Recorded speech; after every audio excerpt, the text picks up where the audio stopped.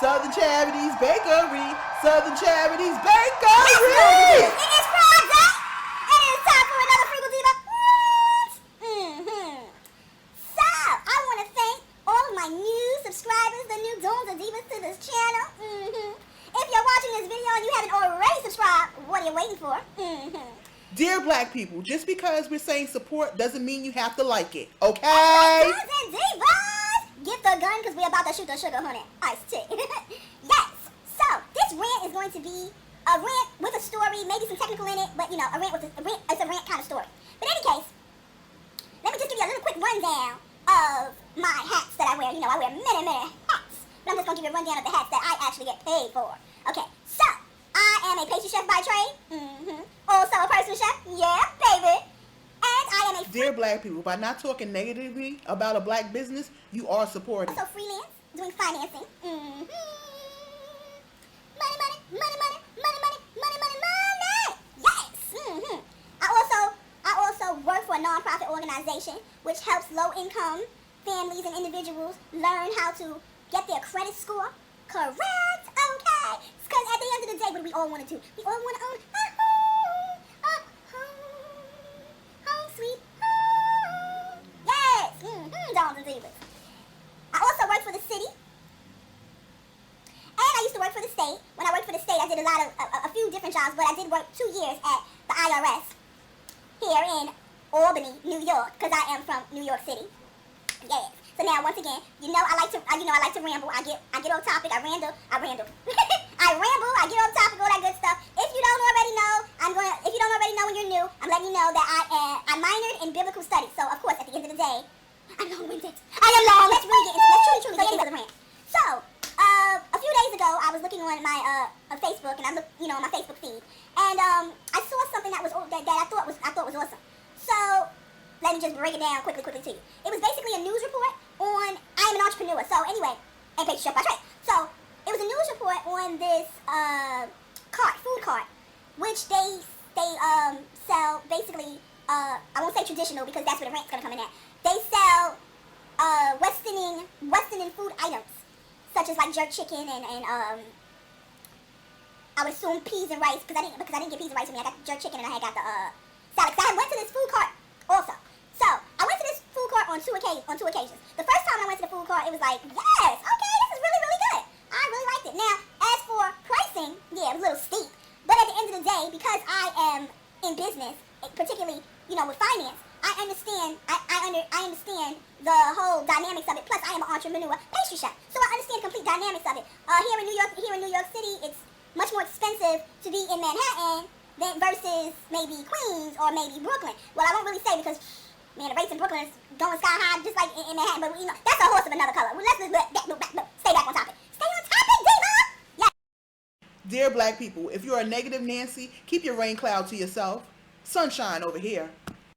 So in any case, now I know that they do not have a not centralized location. They do not have a store. It's not a storefront location. So no, of course they don't have to pay why am I messing up? But I'm not going to really re-record this. I'm just going to keep on going, cut some things out, whatever case may be. Anyway, so they do not have a standstill location, meaning a stabilized storefront location. So of course maybe there's certain things that they don't have to pay, but at the end of the day, there are other things that they do have to pay. Like for instance, if you have your food cart in New York City and you have it like near Central Park or in Central Park, there are certain fees that you have to pay for. Yeah, certain fees that you have to pay for that. So certain locations you have to pay certain fees. Some locations you can just have your licensing and all that other good stuff that you need for your cart, and you can just sell the food with like no problem really. Basically, you just get your space because it's a cart, so it's mobile. You can move around, so you just basically get your space. But certain locations you have to pay an extra fee on top of that, just like as if you were in a storefront standing location.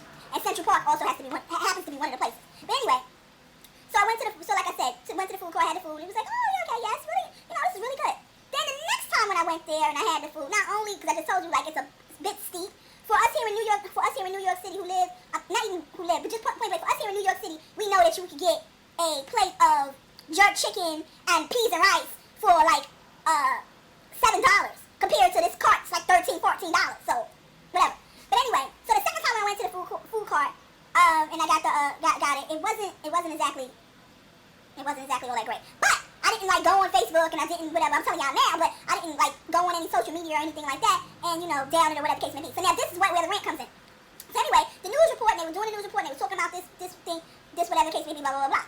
So I'm reading that, I'm looking at the whole, the footage and every case may be. So now you have comments on Facebook. You can comment just like on here on YouTube. You can comment after watching the video, whatever. You can comment. So I read the comments, and I read the comments, and I was reading a lot of. I mean, it was a whole lot of comments, and I mean just a whole lot of comments. Dear Dons and Divas, no makeup. #natural. #FrugalDivaStyle. The main comments that people were making were, you can get better West Indian food in Jamaica and different places. They shouting out different places. Jamaica, Trinidad, Barbados, whatever case may be. You can get better food, more traditional West Indian food, whatever case may be. Okay. The next comment.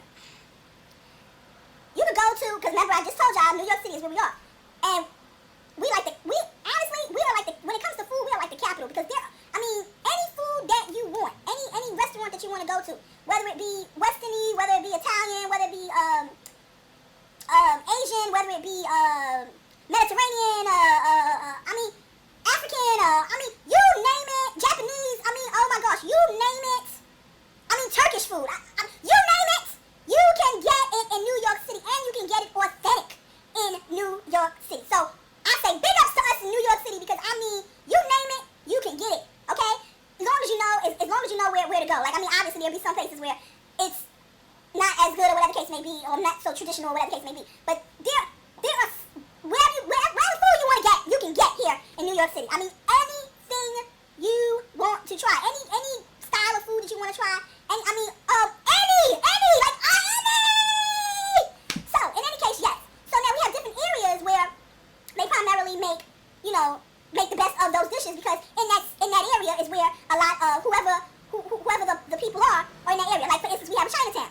And you obviously, when you go to Chinatown, not every last place in Chinatown, but there are restaurants in Chinatown where you can get traditional Chinese food, or you can get like Japanese or Korean, anything of like kind of like the Asian persuasion.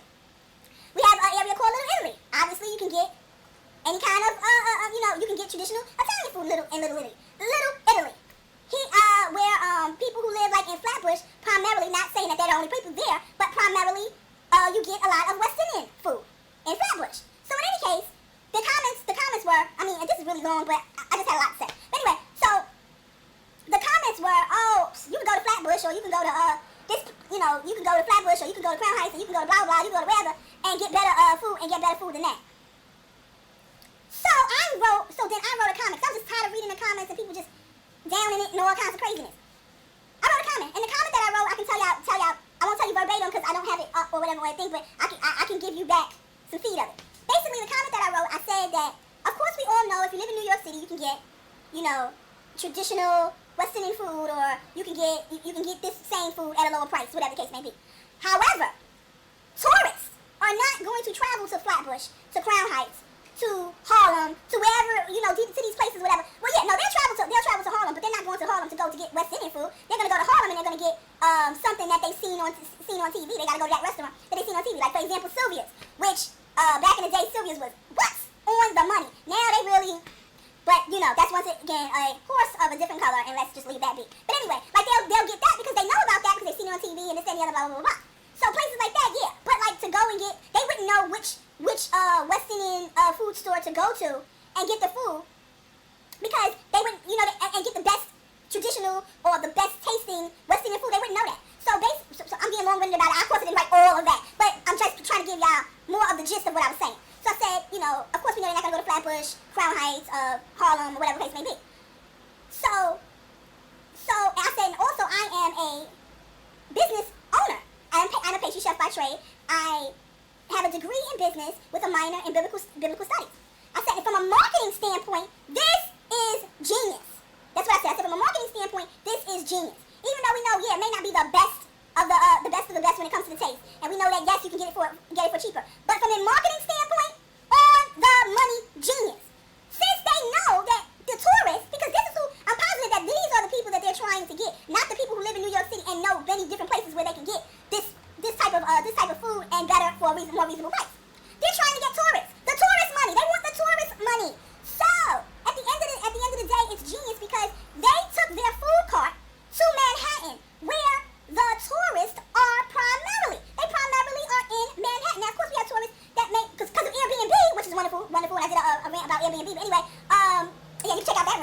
and it had a great ending. But anyway, because of Airbnb, tourists are now staying in places like Brooklyn and Queens and Staten Island even, and how the case may be.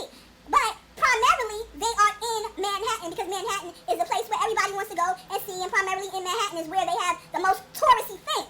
So they took their food cart to Manhattan, where the tourist money is. Pure genius. I said, and also, something I've noticed, because I'm a pastry chef by trade, and I'm also a personal chef, and I've been a personal chef for many and many years, and I also do catering.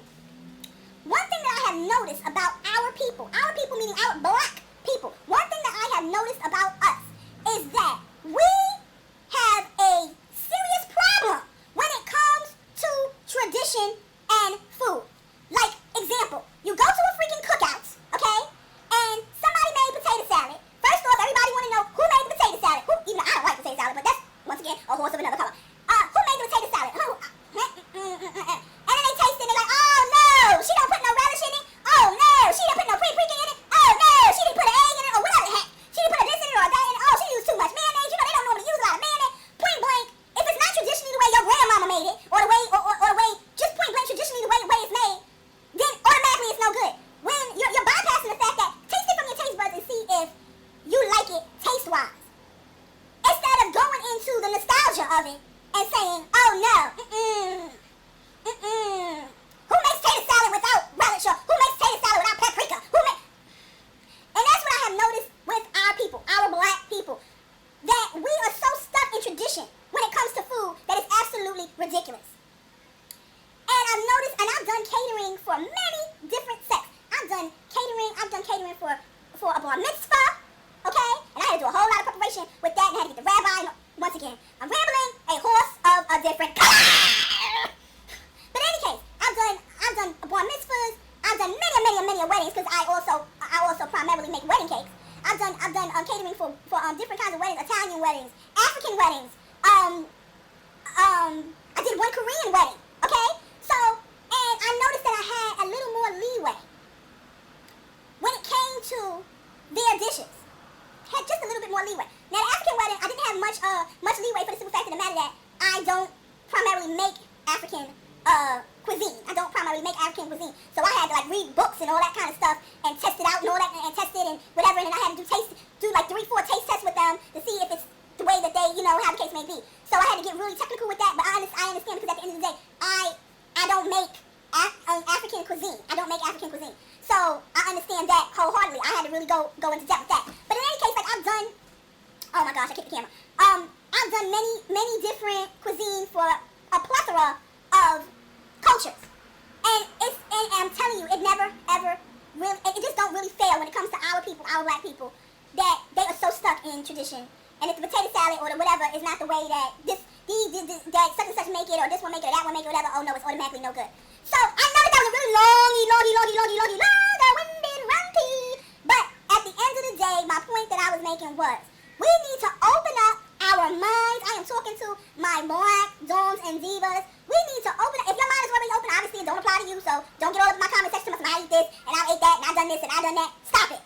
I am talking to my black, matter of fact, I'm not even going to put it to it. Even though that's primarily how, when I've been in my work, when it comes to food, that's primarily, though they're primarily the people that I have problems with. But in any case, I'm talking to anyone who won't eat anything or try anything brand new because it's not traditionally what you grew up on or what you normally eat or whatever the case may be. I am asking all of those dons and divas to open up your mind and open up your palate so you can receive awesome new cuisine. I am the Frugal Diva. Have a Frugal Diva day.